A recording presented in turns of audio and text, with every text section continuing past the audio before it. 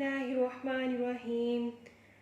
عقیدہ ختم نبوت کورس میں خوش آمدید۔ الحمدللہ آج ہمارا دوسرا لیکچر ہے جس کا عنوان ہے عقیدہ ختم نبوت کی فضیلت و اہمیت قرآن کریم اور احادیث مبارکہ کی روشنی میں۔ ختم نبوت دین اسلام میں انتہائی اہم مسئلہ ہے، یہ اسلام کی جان ہے۔ ختم نبوت ایک جز یا رکن نہیں بلکہ اسلام کی بنیاد ہے۔ ختم نبوت فقط ایک مسئلہ نہیں بلکہ آبرو مصطفیٰ صلی اللہ علیہ وسلم کا دوسرا نام ہے۔ عقیدہ ختم نبوت مقام مصطفیٰ، عظمت مصطفیٰ کا دوسرا نام ہے۔ اس عقیدے سے ذرا سی بھی روگردانی اپنے آپ کو ہلاکت اور تباہی میں ڈالنے کے مترادف ہے۔ ختم نبوت کی حفاظت جنت کا آسان ترین راستہ ہے۔ ختم نبوت کی حفاظت کرنے والے پر اللہ کی سلامتی نچھاور ہوتی ہے۔ ختم نبوت کی حفاظت دین کی مکمل حفاظت ہے۔ ختم نبوت کی حفاظت کرنے والا پیارے آقا صلی اللہ علیہ وسلم کی نظر رحمت میں رہتا ہے۔ ختم نبوت کی حفاظت کرنے والے کی پشت پر حضور اکرم صلی اللہ علیہ وسلم کا دست شفقت ہوتا ہے۔ عقیدہ ختم نبوت قرآن کریم کی 110 سے زائد آیات مبارکہ سے ثابت ہے۔ چند آیات ملاحظہ فرمائے۔ آیت نمبر 1 میں اللہ تعالیٰ ارشاد فرماتا ہے، سورہ احزاب کی آیت نمبر 40 ہے کہ محمد تمہارے مردوں میں سے کسی کے باپ نہیں، ہاں اللہ کے رسول ہیں اور سب نبیوں کے پچھلے، اور اللہ سب کچھ جانتا ہے۔ دوسری آیت مبارکہ میں اللہ عز و جل فرماتا ہے، آج میں نے تمہارے لیے تمہارا دین مکمل کر دیا اور تم پر اپنی نعمت کو پورا کر دیا اور تمہارے لیے اسلام کو بطور دین پسند کر لیا۔ پورے قرآن مجید میں حضرت صلی اللہ علیہ وسلم کے بعد کسی وحی اور نبوت کے ہونے کا ذکر تک نہیں، جو اس بات پر صاف دلیل ہے کہ آپ صلی اللہ علیہ وسلم کی نبوت و وحی آخری ہے۔ آپ صلی اللہ علیہ وسلم کے بعد نبوت و وحی کا منصب کسی کو عطا نہیں کیا جائے گا۔ اللہ عز و جل ایک جگہ اور فرماتا ہے کہ ایمان لائے اس پر جو کچھ نازل ہو آپ کی طرف، اور اس پر جو کچھ نازل ہوا مجھ سے پہلے، اور آخرت کو وہ یقینی جانتے ہیں۔ خاتم النبیین کا مفہوم۔ سورہ احزاب آیت نمبر 40 میں اللہ عز و جل نے حضور کریم صلی اللہ علیہ وسلم کو خاتم النبیین کہہ کر یہ اعلان فرما دیا کہ آپ صلی اللہ علیہ وسلم آخری نبی ہیں۔ چونکہ آپ صلی اللہ علیہ وسلم کے اس جہاں میں تشریف آوری کے ساتھ سلسلہ نبوت اور رسالت ختم ہو چکا ہے، اب قیامت تک کسی کو نہ منصب نبوت پر فائز کیا جائے گا اور نہ ہی منصب رسالت پر۔ خود نبی کریم صلی اللہ علیہ وسلم نے متعدد احادیث میں خاتم النبیین کا یہی معنی متعین فرمایا ہے۔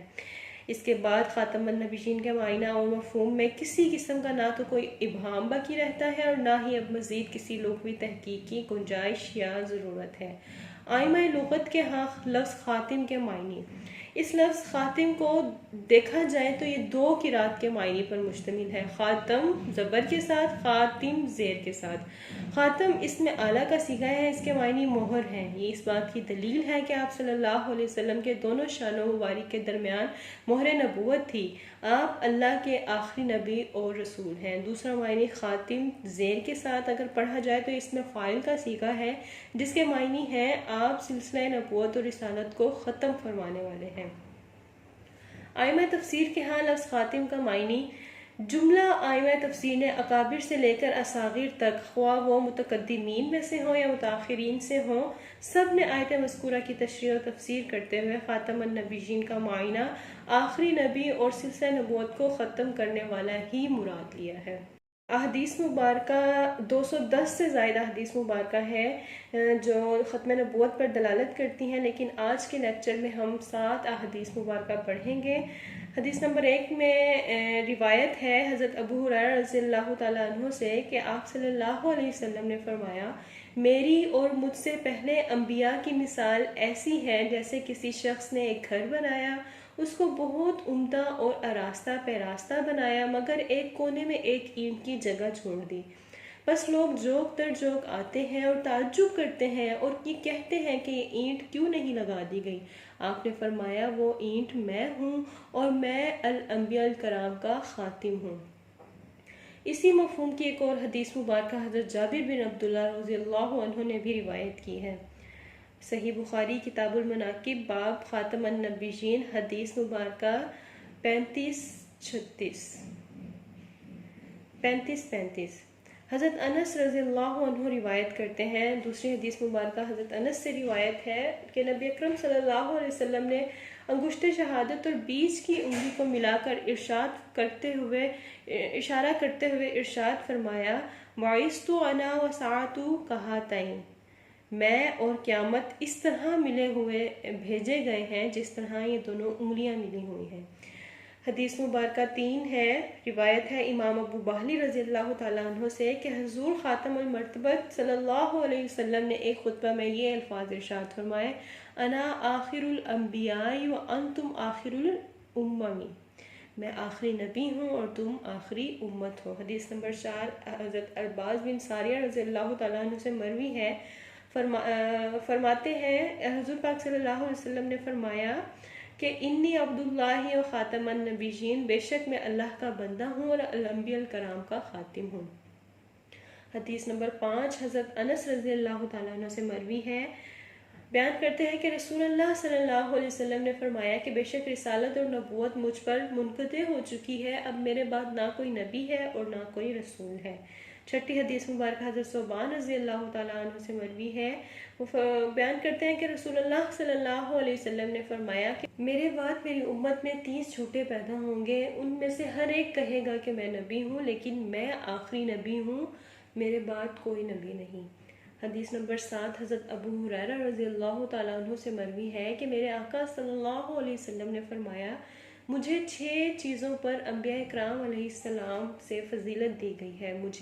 نمبر 1 مجھے جامع کلمات عطا کیے گئے، نمبر 2 مجھے رعب کے ساتھ مدد کی گئی، نمبر 3 مال غنیمت میرے لیے حلال کر دیا گیا، نمبر 4 روئے زمین کو میرے لیے مسجد اور پاک کرنے والی چیز بنا دیا گیا، نمبر 5 مجھے تمام مخلوق کی طرف مبعوث کیا گیا، نمبر 6 مجھ پر تمام نبیوں کا سلسلہ ختم کر دیا گیا۔ ان روایات سے پتہ چلتا ہے کہ حضور صلی اللہ علیہ وسلم خود ہی خاتم النبیین کی تشریف فرما گئے کہ میرے اوپر رسالت اور نبوت منقطع ہو چکی ہے اور میرے بعد نہ کوئی نیا نبی آئے گا نہ کوئی نیا رسول آئے گا، یعنی نبیوں کی تعداد حضور صلی اللہ علیہ وسلم کی تشریف لانے سے مکمل ہو چکی ہے۔ اسی طرح حضور صلی اللہ علیہ وسلم نے ارشاد فرمایا کہ اللہ کے راستے میں ایک گھڑی گزارنا 70 سال کی عبادت سے زیادہ افضل ہے۔ اگر اللہ کے راستے میں ایک گھڑی گزارنے کا یہ مقام ہے تو اللہ تعالیٰ کے محبوب صلی اللہ علیہ وسلم کی عزت و ناموس اور ختم نبوت کی حفاظت میں گھڑی گزارنا بدرجہ اولا افضل ہوگا۔ عقیدہ ختم نبوت کا کام ریاض الجنہ میں عبادت کرنے سے بھی زیادہ افضل ہے۔ حضرت پیر سیدنا مہر علی شاہ قدس سرا بھرپور جوانی کے عالم میں علم دین حاصل کر کے حج کے لیے روانہ ہوئے تو دل میں یہ ارادہ کیا کہ باقی ساری عمر دیار رسول صلی اللہ علیہ وسلم شہر محبوب میں بسر کر دوں گا۔ آپ فرماتے ہیں کہ ایک دن مجھے خواب میں پیارے آقا صلی اللہ علیہ وسلم نے ارشاد فرمایا کہ مہر علی، ہندوستان میں مرزا غلام احمد قادیانی تعویلات کی کینچی سے میری احادیث کتر رہا ہے اور تم میرے قدموں میں بیٹھے ہو، جاؤ جا کر اس کا محاسبہ کرو۔ آپ قدس سرا نے پھر حکم خاتم الانبیاء صلی اللہ علیہ وسلم سے رد قادیانیت پر کام کیا اور فاتح قادیانیت کا لقب پایا۔ المختصر، ختم نبوت کے کارکن کل قیامت کے دن سیدنا ابو بکر صدیق رضی اللہ تعالیٰ عنہ کے پرچم کے سائے تلے بلا حساب و کتاب جنت میں جائیں گے انشاءاللہ عز و جل۔ ختم نبوت کی حفاظت دین و دنیا کی کامیابی، پل صراط کا ٹکٹ، جامع کوثر اور شفاعت محمدی صلی اللہ علیہ وسلم کی کنجی ہے۔ یہ توحید کی حفاظت، کلمہ کی حفاظت اور پورے دین کی حفاظت ہے۔ فتح باب نبوت پہ بے حد درود، فتح دور رسالت پہ لاکھوں سلام، مہر چرخ نبوت پہ روشن درود، گل باغ رسالت پہ لاکھوں سلام۔ اللہ تعالیٰ ہمیں عقیدہ ختم نبوت کو قرآن و حدیث کی روشنی میں سمجھنے کی توفیق عطا فرمائے۔ وآخر دعوانا ان الحمد للہ رب العالمین۔